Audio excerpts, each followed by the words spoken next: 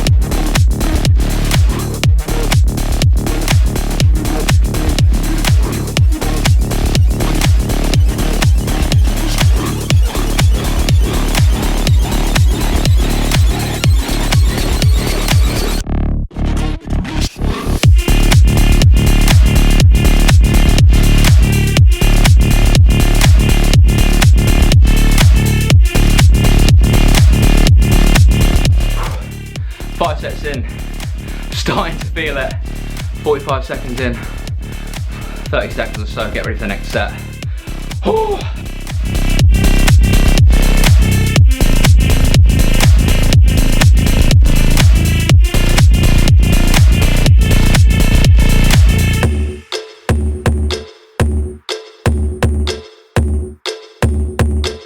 Mate, oh my days.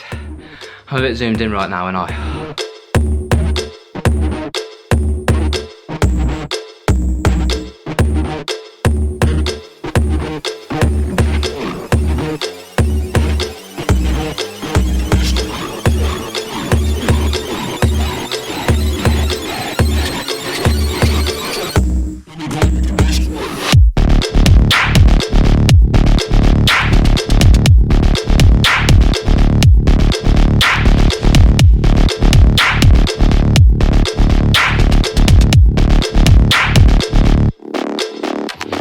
Mate, I'm out of breath.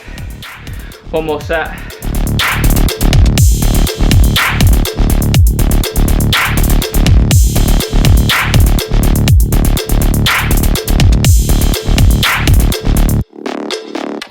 Woo! 10 sets of 10. Done.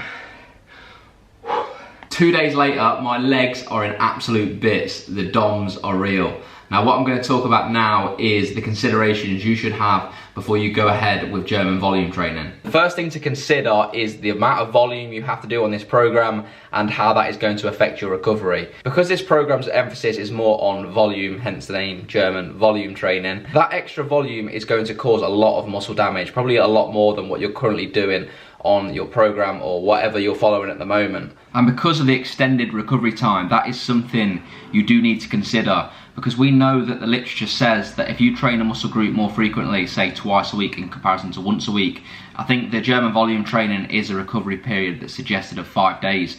So if you're training your muscle group less frequently, as a natural lifter, I believe that, the literature says, like I say, that, the more frequently you train a muscle group, say twice a week, it's going to be a lot more beneficial than once a week. The next consideration is that you need to establish whether you're a beginner, intermediate, or an advanced lifter. Like I said at the start of the video, this program is aimed more towards intermediate and advanced lifters. If you're a beginner, you don't need to be doing this style of training. A basic program just focused on progressive overload where you can make linear progression is all you need as a beginner. The next consideration to have, and don't take this in the wrong way, but be honest with yourself and say, are you fit enough to do this kind of training? Like, you've seen me towards them latter sets, I was blowing. So if you're someone that, is carrying quite a lot of body fat, your cardio isn't too great, be honest with yourself, because if you go into this style of training without being fit enough, you're just going to set yourself up for failure. Another thing to consider is that this training could get slightly boring. If you think about it, you've got to pick one exercise for a muscle group and do 10 sets of 10 and no other exercise. So like I said, it could get a little bit boring unless you pick an exercise you really enjoy, and then it could be the complete opposite. So would I run this style of program? Personally, no. Only when I'm at home and I've got nothing better else to do until gym's open. But if you're asking me, will this style of training work to gain muscle? If you follow any program and you get stronger with it, you're going to gain muscle. So if I went from doing 10 sets of 10 with 87 kilos on a squat, and then I started doing it with 127 kilos by the end of the program, then yeah, I will have gained some muscle in my legs. You might see these kind of programs marketed on the internet where you're going to gain 15 pounds of muscle in 6 months. In reality, everyone should know this by now, but that is just not going to happen. No program is going to do that. So yeah, that's what I think. I've probably missed something out that I wanted to say, but we can discuss that in the comment section. So to quickly summarize, yes, I think it can work. No, I don't think you should run this program, this style of program, for too long. I think you'll get burnt out. And, I think there's better things that me personally I could be doing to gain muscle, but that's just my opinion. You make your own mind up. You do whatever you want to do. So I hope you enjoyed this video. Please drop it a like if you enjoyed it. Comment below your thoughts. Comment below if you've tried this style of training before, and obviously subscribe if you're new here. So yeah, I'm gonna get out of here. Peace and love. See you later.